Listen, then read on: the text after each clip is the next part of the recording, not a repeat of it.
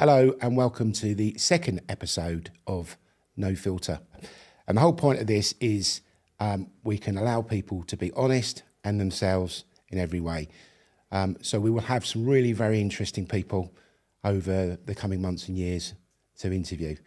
Unfortunately, we have to start with one. So David Whittaker, the CEO of Keystone, brilliant to see you again, my friend.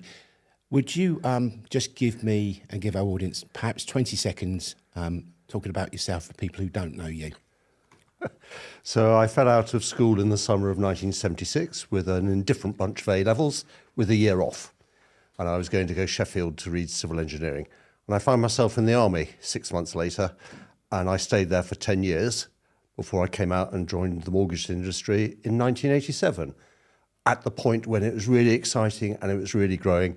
And here I am, nearly 40 years later, probably looking more over my shoulder than forwards. Yeah, okay. What a blast. Well, yeah, absolutely. In actual fact, you started the mortgage industry again in what, 76, was it? The mortgage industry, 87. 87. So 2 years' time, it'll be 40 years. And in 10 years' time, it'll be 50 years, but more of that in a little while.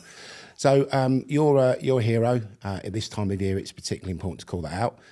Talk to me about your career in the British Army and what made you leave the Army and join the mortgage industry.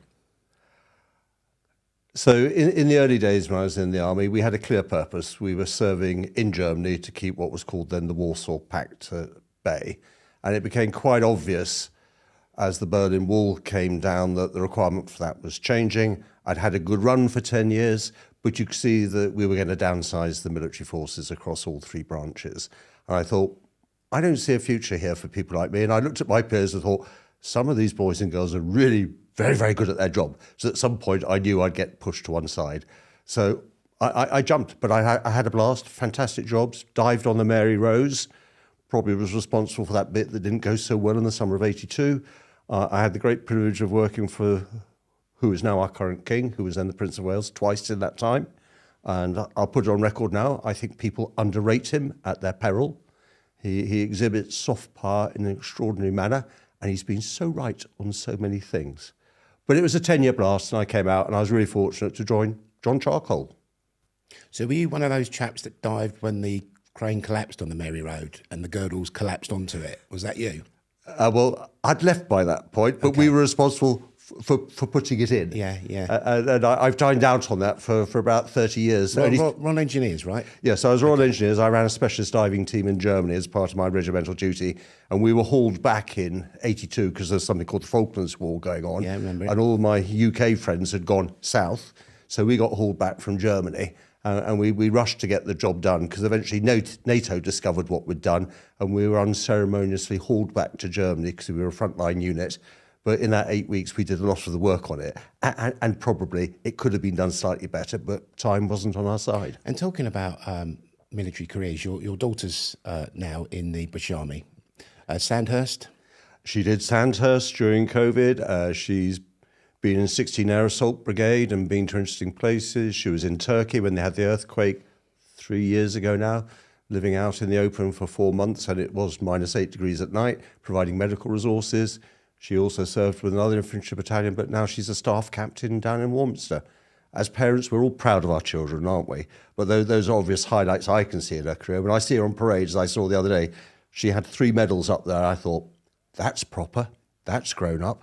So she has 3 medals. How many medals do you have? 0? 0.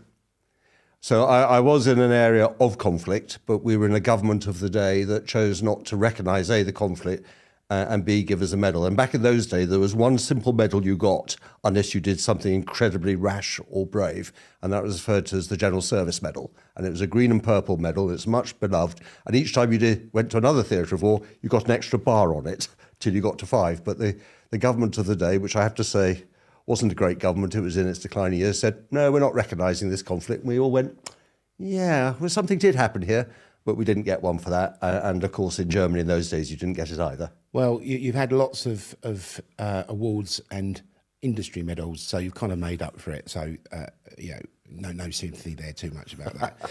So, the thing I've often thought about you, and I have both tremendous respect and a amount of surprise in terms of the slight madness that just after your 60th birthday, you decided to restart a mortgage lender. And just to give the viewers a bit of background, you already had a super successful intermediary business. Why on earth did you do that? Because I thought as a business we could add value to the market. We had been very, very active in the buy-to-let market, and I'd built the business alongside good guidance from John Heron, who was the king of buy-to-let over at Paragon Mortgages, and he kept on saying to me, David, if you really think that, go and do it. So having had the one run at it before the great financial crisis with Bradford and Bingley, and they were a great outfit to work with, but sadly not here any longer, I was actually nudged into doing it by Mark Stevens, who was the deputy CEO over at Aldermore Bank. And he said, David, we've got a gap in our system here. Could you plug it for me? Would you reactivate Keystone? So we reactivated it in a couple of simple forms. But you're right, the big push was September 2018, where we suddenly grew up. And we put it into a separate building. We became what we call the legal title holder, so the full soup to nuts job of being a proper grown-up lender. But as one gets older, one becomes naturally more cautious.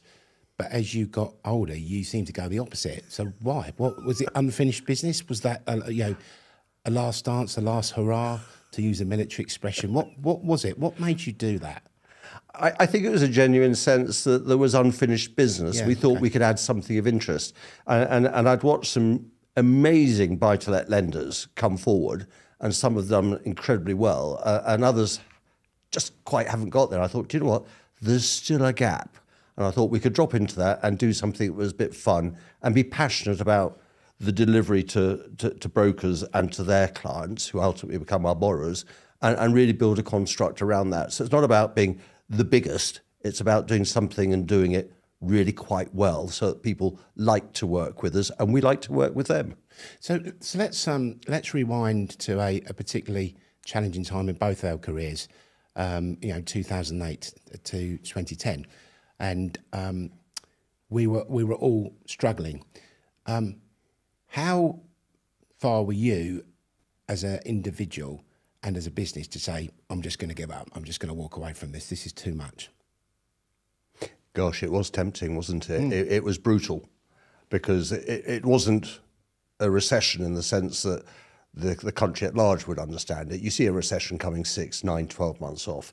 This was a car crash, and we all hit the central reservation at top speed. And I remember you telling me that you hadn't paid yourself for almost 2 years. Well, that's occasionally what, as a business owner and a business entrepreneur. 2 years. Yeah. And that part obviously hurt financially, but you make sure you have some reserves. But I was getting towards the bottom of the tank at that point. What hurt more was we were a business of some 100 people, and I think your business at that time was of a similar size. What really hurt was when you had to say goodbye to people. I would have understood it if they'd stood in front of my desk and kicked off.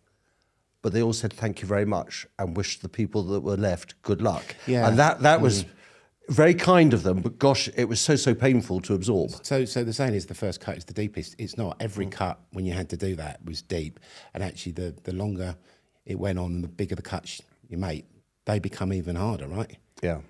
So, that was scars of 10 years. But 10 years later, you risk it all to do it again. And I still can't get into your head, and I need to. I need to understand, why do that? Why do this? You're already at that point a successful guy. You're modestly wealthy, it's fair to say. But you could have lost everything. You could have lost everything that you had, and you didn't have enough time really to get it back at that point. So were you just so self-assured and confident that you could achieve this? I think it's a risk assessment. Were you just cavalier? Were you a courageous, risk-taking visionary? What were you? Oh, I certainly don't think I'm a visionary, because the model for the market is quite well laid out. I just think myself and my colleagues, and I had the support of my board, said, this is unfinished business. We think there's a gap. It's worth going again. And we struck lucky with our funding partners at the get-go. I think here we are 7 years on. The mathematics of those structures today are much tougher to achieve. And I certainly, if I looked at the time to get a business to break even, to get to what's laughingly called scale, would be far more difficult and far more challenging. And it's not because I'm 7 years older. It's a bit of a recurrent theme here, age and seniority.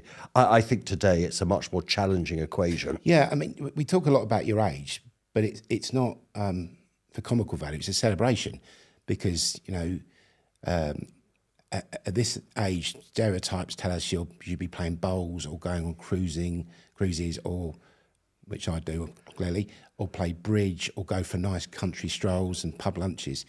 But I don't see you doing any of those things. How do you keep the energy? And I don't wish to sound patronising because, you know, just under 15 years you're junior, I sometimes struggle with energy. How do you keep the energy levels in such a high octane and competitive environment as you're in? Well, it's because it is that environment, and you either subscribe to that environment or frankly, you should hopscotch away and do something different. But every morning I come into the office. I'm not the first one in, but I tend to get in quite early because that's... What does that look like? What time do you get in? 7:30. And you're not the first one in? No. And we're not talking about the cleaner, we're talking about co-workers. Co-workers who are of that mindset, get in early, get things sorted. And I love that thing that has come in overnight where a broker is challenging us on something we perhaps haven't got right. And our joy is, can we fix it by the time they log on in their office at 8:30 and they go, oh my goodness, they've sorted that out. And that I find that fun. And I like a challenge coming to me. I am forced into a glass office in the corner of the office these days because apparently I swear too much. But the door is always open. And I encourage people just to walk in and tell me about something that is concerning them or a challenge we've got and how can we fix it. Now, as you well know, we can't repair everything, but at least you've got to make the effort and do it quickly and then not let people down, because that's how I would wish to be treated when I call into a service centre. And you know, let's be honest at the end of the day, a lender is a service centre of a specific requirement. Do you think you're bombastic? Absolutely. And opinionated. I remember being introduced at an industry event once as the rudest bastard in the mortgage industry. And I said to our host, well, I may be very rude and very direct, but unlike you, I know who my parents were. Okay, yeah, that's I mean, I think we can both know who that individual was. Yeah. He did have the good grace to laugh. Yeah, I thought it was me for one moment, particularly with such a profanity. Does that bother you, or you've always been like that? Yeah, I think in 10 years in the military, you can afford to be direct with people as long as you're not offensive. How do you feel? So, you know, yes, David Whittaker is bombastic. We would all probably accept that. How do you deal with me saying, but David Whittaker is one of the kindest people I've ever met? Well, that's incredibly kind of you to say that, but it's the balance, isn't it? So I will be direct with people, and you know, like you, I've sat on industry trade body committees and We've done the bombastic bit, and I see straight away you deflecting the compliments. But you're a kind man, right? You do a lot of stuff for a lot of people without any need to shout about it. But shouldn't that be the way that it is? I watch LinkedIn with great interest, and I always thought that was a professional interchange of ideas and concerns. And I sometimes look at what I see posted by people I know in the industry. I think, oh gosh, you are oversharing. I understand the sentiment sometime, but after the first 2 or 3 roll calls on the subject, find something else to talk about. The saying is, do good things when people aren't watching, right? And that's you do it because it's the right thing to do, and whether people are watching or not doesn't matter at all. So what is your legacy? What is the legacy of David Whittaker? Well, there's 2 brands out there with which I'm closely associated, but you're going to laugh at this because you know I don't take holidays very much, but I was walking across the beach. I feel under pressure to laugh at this point. I was walking across the beach in Cornwall on the occasion of my birthday this summer. As you know, I love North Cornwall. And you walk across the sand and you leave a footmark on the sand, and a little wave comes in and some of the footmark goes. And it takes 3 or 4 waves and eventually it's quietly gone. And that's what I'd like to see. That at the moment I leave, my colleagues say, David, best of luck, off you go. and I might come back a couple of times, but I'd hope within a year or two, there wouldn't be a legacy that's called David Whittaker. There'd be a legacy of the brands into which I contributed, and then colleagues, no matter how those businesses prosper, are taking them forward on behalf of themselves and other colleagues. Which I'm sure they will, but I'm not so sure that the legacy of David Whittaker will just go quietly like footprints on the sand. So, you know, it's difficult, isn't it? Entrepreneurs, you can almost never see them retiring, but there must be a time when you go, this is enough. Are you near to that? Yeah, I can see that on the horizon now, and it's then a matter of opportunity and timing so that it's right for my colleagues in the business, because if the business were to be sold in the current environment, about 35 to 40% of the value of the business would go to colleagues and some former colleagues and some colleagues who are retired. So occasionally my colleagues retire too.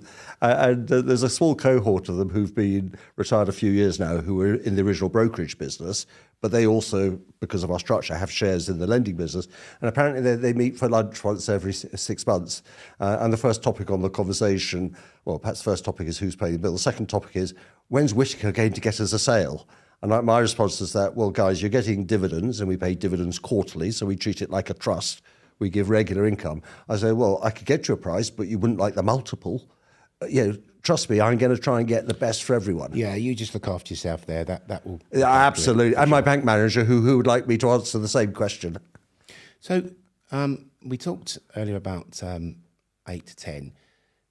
What has been the hardest challenge in your career? Is there one thing that stands out as someone asks you that direct question, it comes to the front of your mind? It was that bad shakedown in 2008-9. No matter what we did, it was never enough. And it's just stuck with me for so long. And it probably colours slightly my behaviour today. Right. I may be a little more cautious. I'm not risk averse, but I do tend to think things through a little more, but you can't prevaricate. You can't, and particularly in the environment we work in. You know, if you spend too long thinking about something, then someone else will do it, and you lose your first responder advantage, right? So you can't do that. What's the second hardest thing?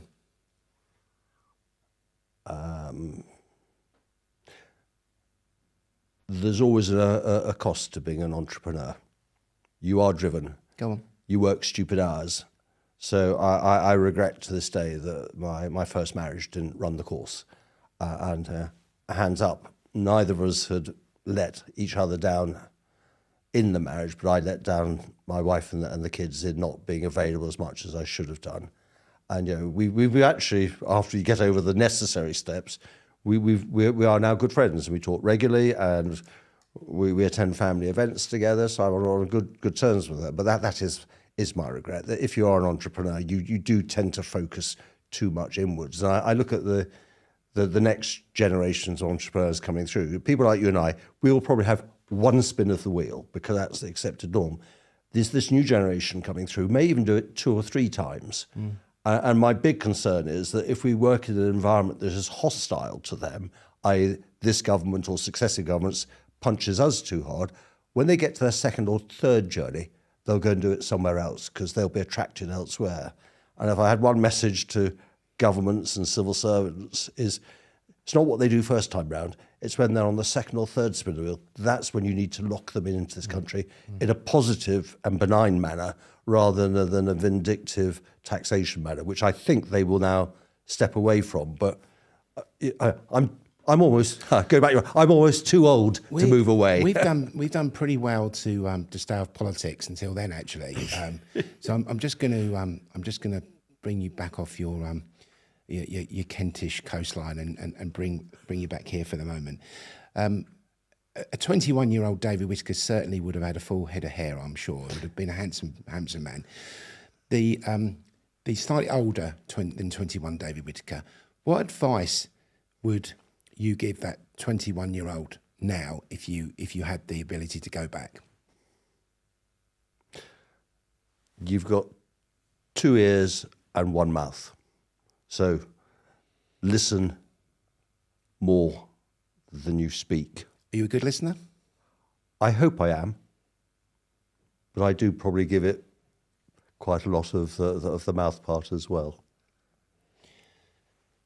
Let's just fast forward to a point in the future, if and when you become a granddad.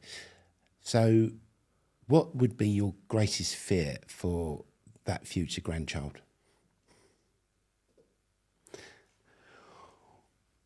Whatever the future structure of UK as the broadest institution, we need to have institutions in which we have trust. And I think in the digital age, it's far too easy for those to be torn down. I'm sure they weren't perfect 20, 30, 40 years ago, and they're definitely not perfect today, but we seem to be in a period of our lives where people will build their careers on tearing down others and other institutions. And you have to acknowledge that none of these organisations are perfect, but you say, if not them, what structure can we look towards that gives us a contact base in which we can have a level of trust and engagement? And that worries me. You know, if you bring everything down to ruins, what is it that you'll build back out of those ruins? And I think, you know, our national broadcasts have got themselves into a terrible pickle in the last few weeks. And it's not about necessarily what they did or may not have done. I'm not going to debate that with you. But it's their desire to kick it down the road and obscurate about it and not be open and honest about it. And that's probably why, although I did mention politics now, there's that lovely expression, what is it? Never wrestle with a pig, you both get dirty, but the pig enjoys it. So, okay, the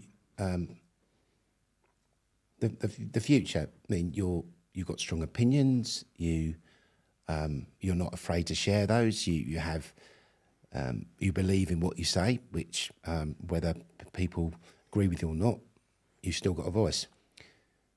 Politics. Yeah. You know, any government has a difficult job. Are you going to get involved in politics? No.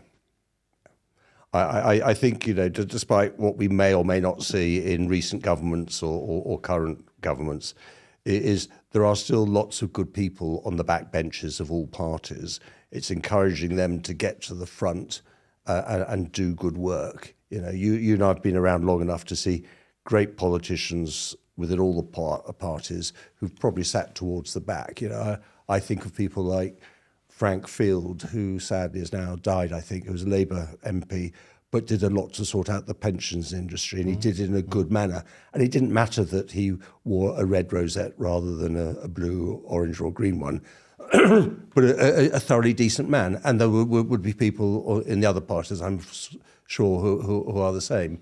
But I do worry that we have a new entry class of politicians whose only ambition in life was to be a politician. They kind of need to have some form of life experience to bring to the table. Yeah, and also if you tell people what they want to hear, particularly extreme right or extreme left, if you tell people what they want to hear and convince them that you will do that, then that's quite a dangerous place to be, right? Did we not see that in? It's an unfortunate parallel. Did we not see that in, you know, early 1930s Germany, for example?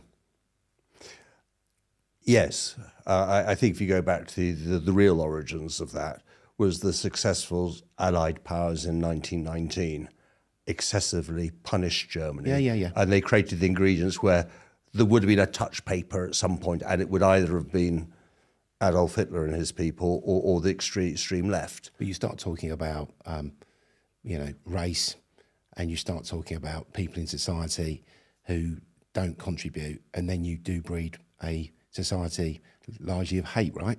Yeah. It's a dangerous place to be. Okay, I mean, one final question I'd like to ask. I think, you know, your work ethic is admirable, and I don't think that at 3:00 in the afternoon you go over for a little nap, like, you know, some younger people perhaps would do, and like some older people perhaps do. I would think probably at the end of the day you're still at your desk. So you lead from the front by your hard work. You lead from your front by your generosity, which I know it embarrass you, and I make no apology for singling that out, but that's definitely there. What other ways do you inspire people that work for you? And you can't say you'd have to ask them that because they're not here. I'm asking you that. How do you think you inspire people? Well, I think as a team, we give people opportunity. And we do absolutely run a meritocracy. I get very alarmed when I'm directed towards quotas of this and quotas of that. That's exactly the wrong answer. So meritocracy is a great word, and a word that I have on my heart. And just to share that, we're talking in broad terms about you get on irrespective of your age, your gender, your sex, your sexual orientation, based on talent. It's a merit. You get on with merit. And that's a meritocracy, right? Yeah, and if you're a team of 8 people, that person you bring in to add to that team will blend into that team and put in a shift alongside his or her colleagues, and those colleagues value their contribution and feel that they're putting their equal weight into the exercise.